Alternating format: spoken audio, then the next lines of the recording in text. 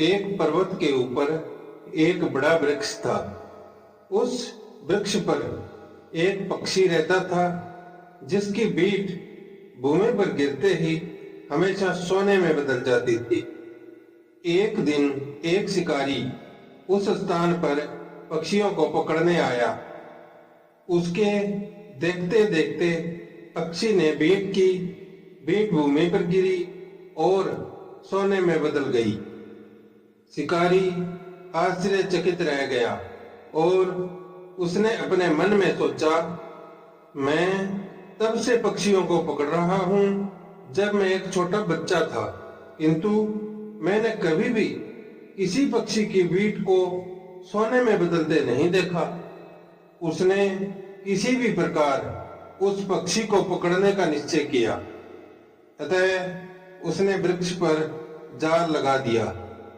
नादान पक्षी ने न तो शिकारी को देखा और न ही जाल को, और फंस गया।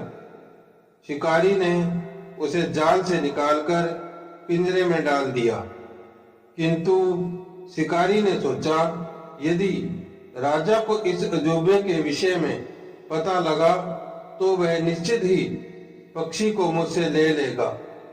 इसके बजाय मैं स्वयं ही राजा के पास जाकर इस अद्भुत पक्षी को उपहार में दे देता हूँ। वह प्रसन्न हो जाएगा और मुझे मेरा इनाम मिल जाएगा। अगले दिन शिकारी पक्षी को लेकर राजा के पास गया और उसे सारी बात बताई। राजा बहुत प्रसन्न हुआ और अपने मंत्री को बुलाकर पक्षी को सुरक्षित रखने और अच्छे से अच्छा भोजन खिलाने को कहा, किंतु उसका मंत्री बीट वाली बात को स्वीकार नहीं कर पा रहा था। मंत्री ने कहा, महाराज, आप एक शिकारी की बात पर कैसे भरोसा कर सकते हैं? क्या ऐसा कभी संभव हो सकता है कि पक्षी की बीट से सोना प्राप्त हो? अतः मेरी आपसे विनती है कि पक्षी को पिंजरे से मुक्त कर दिया जाए। राजा ने मंत्री की बात मान ली और पक्षी को मुक्त कर दिया।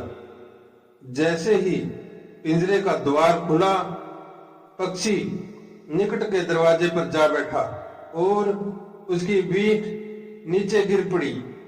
बीट तुरंत ही सोने में बदल गई। अब इससे पहले कि राजा अपने सेवकों को पक्षी को पकड़ने का आदेश देता, पक्षी उड़ गया। अनमोल सीख, असंभव लगने वाली बात की भी भली प्रकार जांच कर लेनी चाहिए।